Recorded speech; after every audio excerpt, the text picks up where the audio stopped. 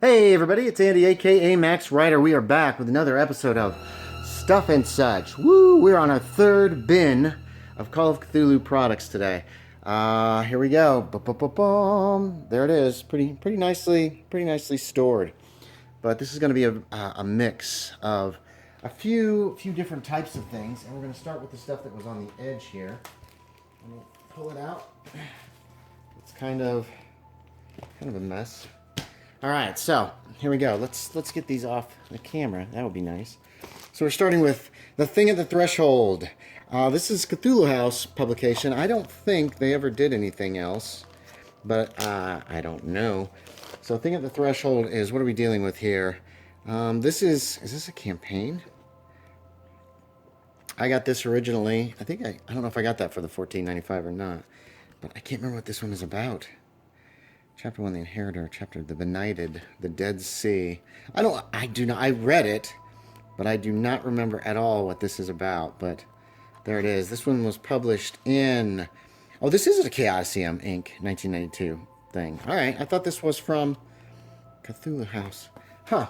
I'm not sure what the background is on that exactly, but that's okay.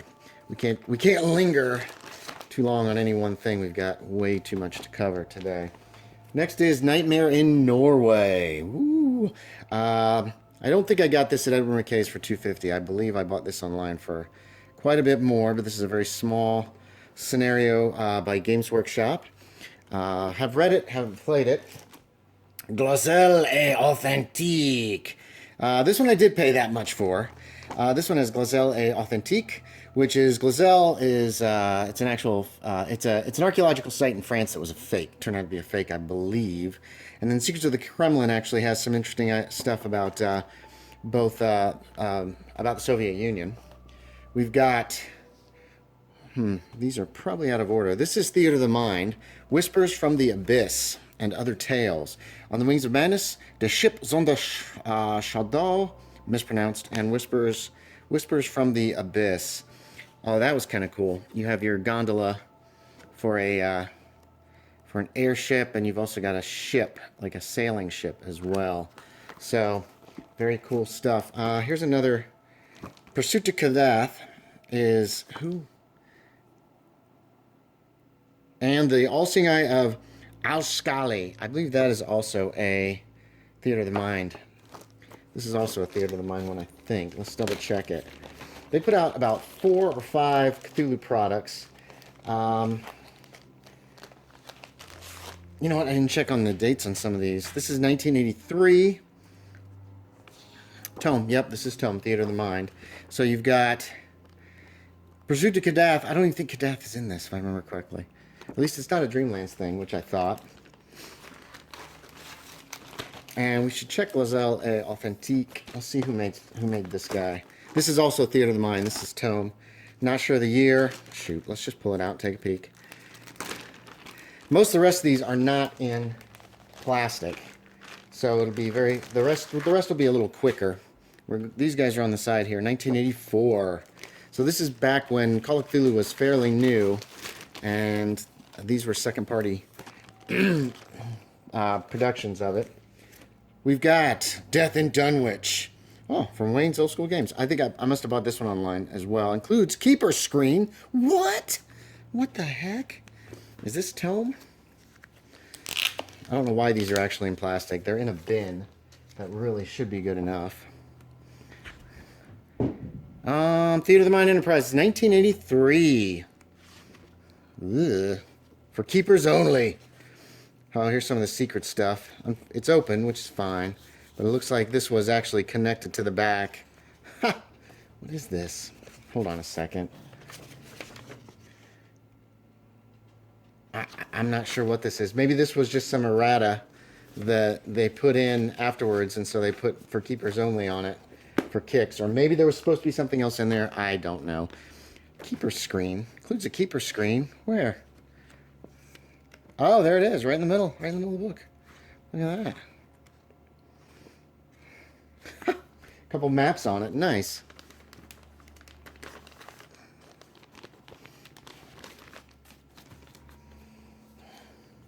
And I believe the last tome book is The Arkham Evil. Theater of the Mind Enterprises. These were put out before the Arkham or the Innsmouth books, so they're not accurate. 1983. They're not real accurate as far as like what was later produced by Chaosium. I got a sheet of paper here that just because there's some sticky stuff. I thought there was some sticky stuff on the front of this. Maybe not. All right, feels okay. I don't know why that piece of paper's in there. The Cold Case of... the Horror at Red Hook. The Cold Case of Robert Soyden. Now, this was... I think this was kind of privately produced. And I believe... you've got the Horror at Red Hook in there. Plus a scenario that updates it for a few years after the terrible things that happened to Robert Soyden were over. I don't know why that piece of paper's in there. What is this? Oh, Grimrock Isle. A chilling solo adventure and campaign book. Now, this is from Triad Entertainment. I don't believe they did a whole lot with Call of Cthulhu, but this is actually a folder. This one's signed by the author, so I don't know. That doesn't look like a signature. Well, maybe that is a signature. I don't know. But you've got several different sections. Doves Bay, McKierney's Lighthouse. What is this? Here's Errata, which is nice. Terrible, the Book of Terrible Knowledge. And what this is a standalone game, but you could also use it as an actual scenario if you wanted to. What have I got in here? There's some notes and stuff in here. I think it's notes of when I ran through it and some maps. I got I took the map of Grimrock Island, which is on the back of one of these books, and I decided where everything was in case I ever decided to take my player characters there, which I thought would be kind of cool. So there's our first batch. All right, we're now on to our next little section. Tainted Legacies, Cosmic Horror Role-Playing Adventures. This is fairly new. 2007. So we got The Blight, The Second Coming, Widdershins, and The Usurpers. These are four. These are a little bit more generic, I think, if I remember correctly. But they do take place in the 20s, and I believe they take place out west. I thought the cover was really cool, and the actual scenarios aren't too bad either. Oh, here's one of the highlights of my entire collection, I think. I feel. Beyond the Mountains of Madness. Look at this monster. This is a sequel to The Mountains of Madness by H.P. Lovecraft. The scenario has just about everything you could ever want in it. It has got tons and tons and tons of information. It takes you all the way from Massachusetts to the Antarctic and beyond. And actually, this is an amazing, amazing campaign. It takes place in the 1930s after the initial, after the first expedition.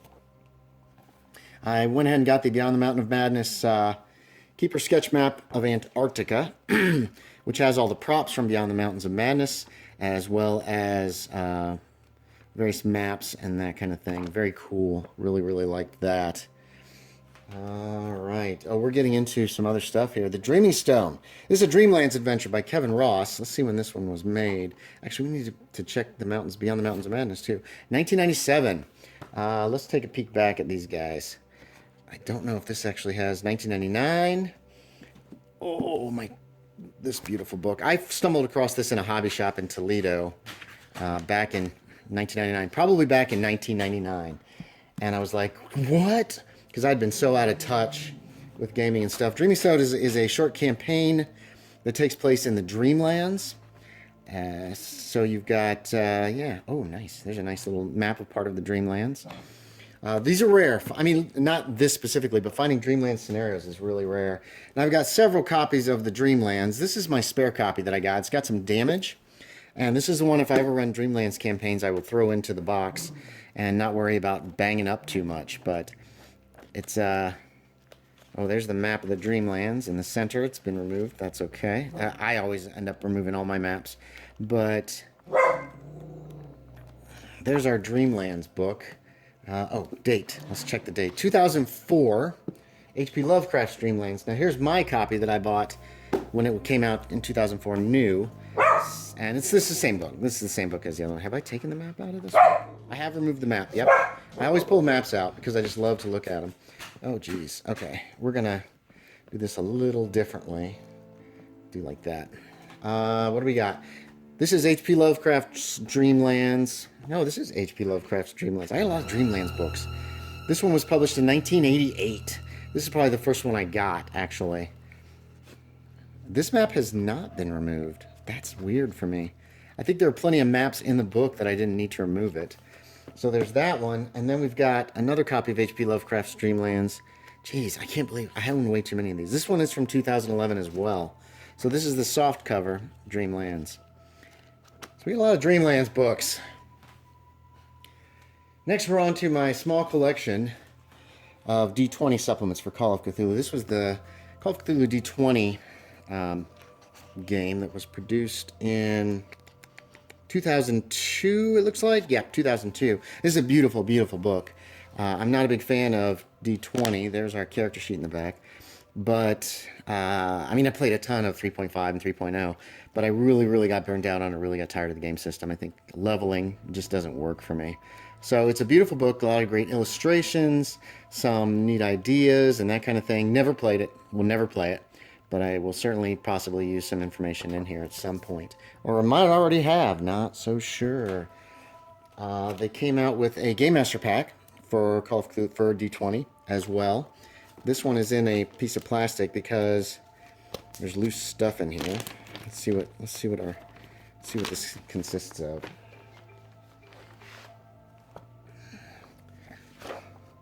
D20 Call of Cthulhu Game Master Pack. Looks like there are some bookmarks with some stuff on them. This is also 2002. I think these are. There's errata. There's scenarios in here. Lost Temple of Yig. Hold on, let's check out the table of contents. Lost Temple of Yig, Vanguard Club, errata, conversion system, record sheets. There we go. We've also got a few forms. Inpatient admission form for Arkham Sanitarium letterhead, patient records, patient psychological profile, visitor form.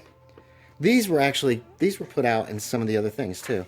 So, Keeper's Choice Award for Superlative Demise. Very nice. I did not know I had these, and I'm going to have to use them. And then a very flimsy, a very small Game Master screen, which is fine. But again, since these are loose, they end up going into the plastic so that stuff won't get lost or missing or that kind of thing. So they put out, this is dual system 1920s, Call of Cthulhu and D20. They put out Arkham. Did I remove this map? This map is still in the book. This thing is in mint condition. It is in beautiful shape. They redid some of the illustrations. They fixed up some of the maps, that kind of stuff. They redid the Arkham Advertiser in the front as well. This was 2003. H.P. Lovecraft's Dunwich is also dual system. You've got your map of Dunwich in the back, and then again they've got the scenarios. This is pretty much a reprint with a few modifications, and there's some D20 stats in it. Ooh. Cabin.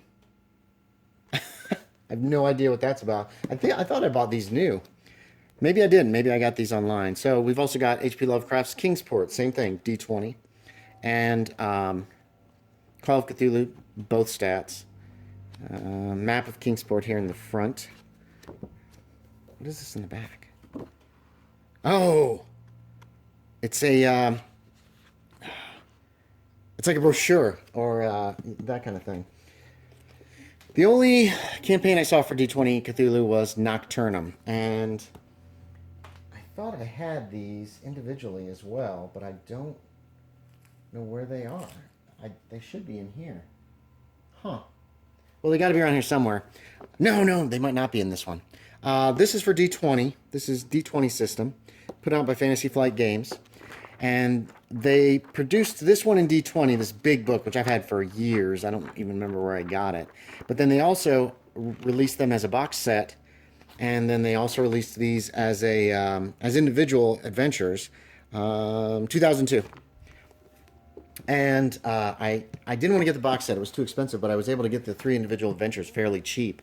And those are in Call of Cthulhu. So since they're modern, they're probably in the modern box. I kind of broke it up to modern and that kind of thing. Miskatonic University graduate kit. This I got when it was brand new. I don't even know if there's a copyright on here. You've got all kinds of great stuff. Is this a library card? No, we got our. Oh, it must have been 1987. We got the student sticker for your cars. We've got stuff that you find in your wallet. Now this was if Miskatonic University had lasted till 87, 88, whatever year this was produced. Hold on a second. What is this? Oh wow, a stamped. Look at that, fancy. Excuse me. But this was kind of my favorite thing. This is just it's one of those paper things they give you at restaurants, but it has the upper campus, which is outside of town, and then the inner campus here is still. I just thought that was a cool idea that Miskatonic would have expanded, so there was a campus out of town, and this was a neat little thing. I don't really see a date. Love that cover. Bought that new. I got this year's later. It's never been pulled out of the shrink wrap. 1996, Cthulhu for President. So we're not going to open it up. It's just it's just more silly stuff for Call of Cthulhu. Right, we're almost done here. We got a couple more sections. Walker in the Wastes. This is by John H. Crow, illustrated by Dennis Detweiler. It was put out by Pagan Publishing. This is a campaign that takes place in the 1931 and 32, starting with an expedition to try to find the lost ships Erebus and Terror. And then it goes on from that. It deals a lot with Ithaquah and the like. I've read it, but I have not actually. I've never run it. A lot of these things I haven't run because there's just not enough time in the world. Coming Full Circle is also by Pagan Publishing. And this one's John H. Crow, and Heather Hudson illustrates it. This is a neat little. There are ghosts and witches in this one. And there's actually, I believe, one chapter, if I remember correctly, that deals with. That actually deals with, there's a movie, and I can't remember the name of the movie, but it is almost an adaptation of the movie. It's from the 50s. It deals with witches, and, I can't remember the name of it. I'll have to see if I can find that. Very cool ideas. I really liked it. Pagan Publishing also came out with The Realm of Shadows, which takes place in the 1940s. So you've got your fledgling Nazis coming into play as well. This one takes you all over the world. It's another campaign. These are all like third-party campaigns as far as like developers and that kind of thing. As always, they just put out wonderful, wonderful quality product. I guess Pagan Publishing is still around. What do we got next here? Mortal Coils. So this is this Mortal Coils? Which one is this? This is a series. This is also Pagan Publishing. All of these have been. I believe this is several scenarios for Call of Cthulhu. Yeah, it is. Vigilante Justice, Murder of Crows, Nightcap, God of the Mountain, Common Courtesy, We Have Met the Enemy, Dream Factory, Mysteria, Matrice Oblate. I've run We Have Met the Enemy. It is rough. It is not rough in a bad way. It is just hard on an investigator. Let's see what else we got here. We've got Resurrected 3. Okay, these are going to be coming at you in the wrong order, but there's only 2 of them. So, Out of the Vault. These are more scenarios by Pagan Publishing. Bam! With Chaosium. Within You, Without You. The Travesty. Did I run this? No. House on Stratford Rain. I ran The Travesty. The Beast in the Abbey. The Lambton Word. Blood on the Tracks. I've run. It's really good. Dark Harvest. I've run that. What Goes Around Comes Around. I've run that. All Good Children and Media Res. And there's a character sheet. So a lot of these are set in the 20s. They're really good. They're vicious. A lot of these appeared in, maybe all of these appeared in Unspeakable Oath magazines. Grace Under Pressure, I feel like I paid way too much for. But I really wanted it. I didn't have it. Here's what you're in. You're in the sub. This is another Pagan Publishing. There she is. I've been forgetting to check the dates on these guys. Sorry about that, everybody. Looks like 1993 is this one. And it comes with maps of the sub. It's meant to be run with 2 game masters, so you can separate your party, and they have to deal with it. Let's check out these dates. I hate that I've left that out. 2002. Mortal Coils is 1998. Realm of Shadows is 1997, Coming Full Circle. I don't recall if I've done Walker in the Wastes either. Every time I start a new section, I'm just like, I just skim over the actual publication dates of some of these things. 1995, and Walker in the Wastes, which is, man, that's in great shape, is 1994. So these aren't in any kind of particular order. They're just, I think they're the order of when I got them, pretty much, more than anything else. All right, let's see. We've got Grace Under Pressure. More Adventures in Arkham County. These are backwards, unfortunately, for some reason, because I think the New Tales of the Miskatonic Valley came out first. This is the original of this. What is this? I took some notes in here for dates, when the dates of these were. Nice. That should not be in there. We should take that out. Miskatonic River Press. I wanted to write for them. They were cool. 2010. And this is several different scenarios in Miskatonic County. Shades of Tomorrow Lost, Ghouls of the Florentina, The Crystal Cavern, Engine Trouble. That's an amazing scenario. Spare the Rod, The Hopeful, and then some appendices. And beautifully illustrated, wonderfully made, just great book. There was a lot of good stuff in here as well. Yeah. I need to quit saying I've noticed that I do that a lot on these videos. New Tales of the Miskatonic Valley. This is the original. I don't know why it got so bent out of shape. They have reprinted this. Another company has. This is 2008. Two Tales of Arkham, The Reeling Midnight and Wasted Youth, Spirit of Industry, Proof of Life, Malice Everlasting, and The Night War. I've not run any of these. I've not run any of these. These are all, again, 20s scenarios in and around the Miskatonic Valley. And, Bumps in the Night. I forgot about this one, too. This is another Pagan Publishing. These are various Call of Cthulhu scenarios that don't really touch on the mythos. 2011. So they're dealing with other things. Have I run any of these? Westfield Incident, The Vengeful Dead, Bitter Venom of the Gods, Curse of the Screaming Skull, and An Unsettled Mind. I haven't run any of those either. But another beautifully put together and wonderful book. Just a lot of great ideas, a lot of good writing. We're in the last little bit. Let's get rid of this piece of paper. And these are some of the older ones that are in this bin. We got The Horrible Secret of Monhegan Island, which was put out by Grenadier Models in 1984. I think this was the only book that they put out. Here's an ad for their minis. And this is not only The Horrible Secret of Monhegan Island, but it also includes... No, there's another scenario in here. Hold on. This one.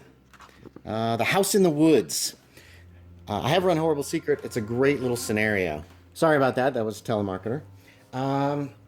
Next, we've got the only Goodman Games module that I bought, which was Madness in London Town for Age of Cthulhu, which is essentially for Call of Cthulhu. And yeah, this was interesting. I got that at a convention, actually, I believe. I think I bought it. Final Flight. This is another Pagan Publishing one. This is a real thin one. It's a scenario that takes place in when? I think in the early 30s. Your plane gets shot.